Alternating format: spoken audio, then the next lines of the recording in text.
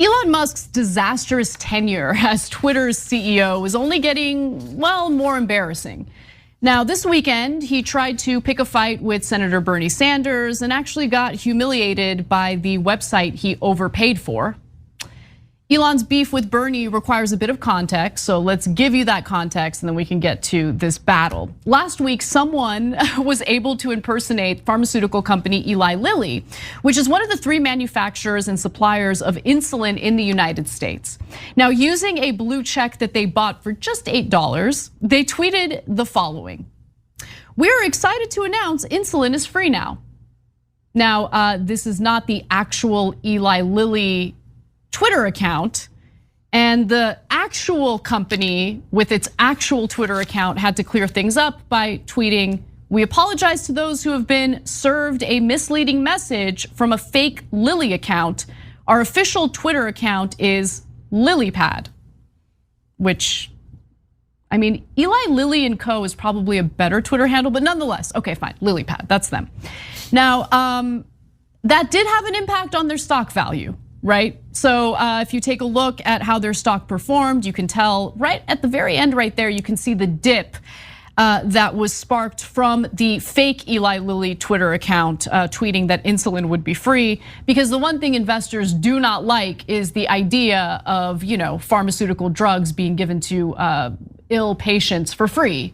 That hurts, profitability, and that means that, they're not gonna make as much through their investment. Now, as a result of this embarrassing PR crisis, Eli Lilly has paused advertising on Twitter altogether. Oops. Blue check nonsense aside though, this is actually a grim reminder of Big Pharma's insane greed, and Bernie Sanders took the opportunity to make that point. He tweeted this: "Let's be clear, Eli Lilly should apologize for increasing the price of insulin by over 1,200% since 1996 and $275 while it costs less than $10 to manufacture. The inventors of insulin sold their patents in 1923 for $1 to save lives, not to make Eli Lilly's CEO obscenely rich." Well, as of this writing, by the way, Bernie's tweet has 500,000 likes. It resonated with people for obvious reasons. Didn't resonate with Elon Musk for the same reasons, and he responded to it only to be fact-checked by Twitter, which is hilarious. So he writes this: "Full answer to insulin price question is complex. Short answer is that original insulin, discovered in 1921, not 1923, is inexpensive, costing as little as $25. New higher efficiency analog variants of insulin are more expensive." Okay, and if you can notice, he was fact checked. Okay, readers added context. They thought people might want to know. A RAND study in 2020 found that in the United States, the average price of a standard unit of insulin analog is $99.94, but is in non-US OECD countries, the average price is $9.32. We all know Americans get price gouged. Real quick side note though, Bernie didn't say that insulin was created in 1921. He said that the patent was sold in 1923, so his correction of Bernie Sanders made no sense, but that's just a small side note. I just love how Elon Musk got fact checked by the website that he overpaid for, to the tune of like $22 billion. At least. At least, yeah. Maybe the whole $44 billion. Oh, that's a different story. All right, so a couple things here. Number one, Elon Musk is defending Eli Lilly for 2 reasons. First, when that wrong tweet cost them $15 billion in market cap, there was an excellent chance that they were going to sue Elon Musk and Twitter and win a ton of money. Because $15 billion is not a joke. That is a giant amount of money, even for Eli Lilly. And so they would have wanted some of that back, okay? So here's Elon Musk doing damage control, but only for powerful people. And all of a sudden, he's like, "I'm regulating my own speech. I mean, Eli Lilly's great, and they're fantastic. They have to overcharge. They have to overcharge. They have to charge you 10 times more than they charge anyone else. They have to, right?" So pathetic. Right? So all of a sudden, Mr. Tough Guy, not so tough, okay? While you're making that point, can we actually go to graphic 6 here? Because it'll help you visualize just how much Americans are being price gouged for the price of insulin compared to other countries. That helps you see the extent to which we are overpaying for a drug in this, private insurance, environment where pharmaceutical companies get away with whatever they want to get away with, essentially. So almost all corporations now participate in corruption. So they bribe American politicians. They also bribe the American media to not talk about the bribes that they gave to politicians.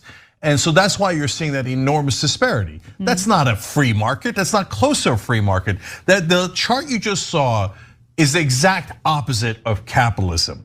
This is corporatism, where companies capture your government and turn it from a democracy into an oligarchy, okay? So, and the Republicans, by the way, not Republicans love this. Elon Musk loves this, okay?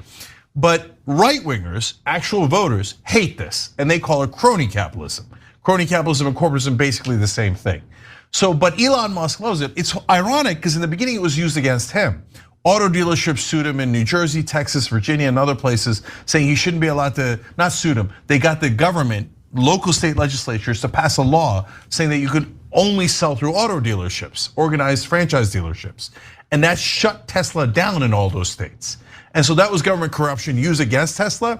Then Elon Musk donated even more than they did, and he got those laws reversed, right? So they're just in an open auction over our legislators. But now most of the politicians, especially the Republicans that Elon Musk supports, say there should be no regulations. Let Elon Musk and the other guys do whatever they want to their workers, cheat on regulations, and we'll say it's for freedom. It's not for freedom, and it ain't free. It costs you $100 when it should cost you $9 because of the corruption that Elon Musk loves and tried to defend here when he got busted by his own website. One final point that I'll make, because it's not just Twitter that's correcting Elon Musk and the misinformation he's putting out there. His own employees have been correcting the misinformation he's been putting out there. So this morning, Musk made a fool out of himself once again. He had tweeted that Twitter does over 1,000 RPCs, which stands for remote procedure calls, just to render the home timeline. People have been complaining about how buggy the timeline has been on Twitter, probably because he's fired a ton of people. And a man by the name of Eric Fornhofer tweeted this: I have spent 6 years working on Twitter for Android and can say this is wrong, he tweeted. And Elon Musk responded to that tweet by saying that he's fired.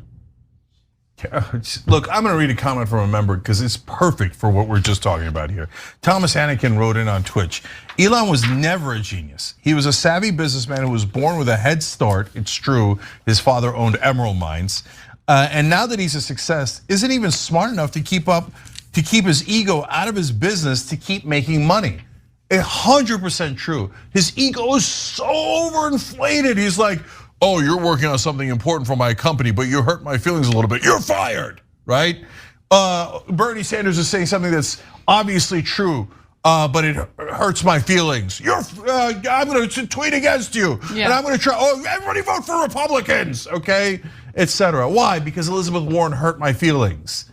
And this whole purchase of Twitter was one giant ego exercise. It's gonna be historic, guys. It's gonna be the biggest ego trip of all time, because there's a price tag on it. That ego trip is gonna cost them anywhere from $35 to $44 billion. Jesus. Enjoy. Yep.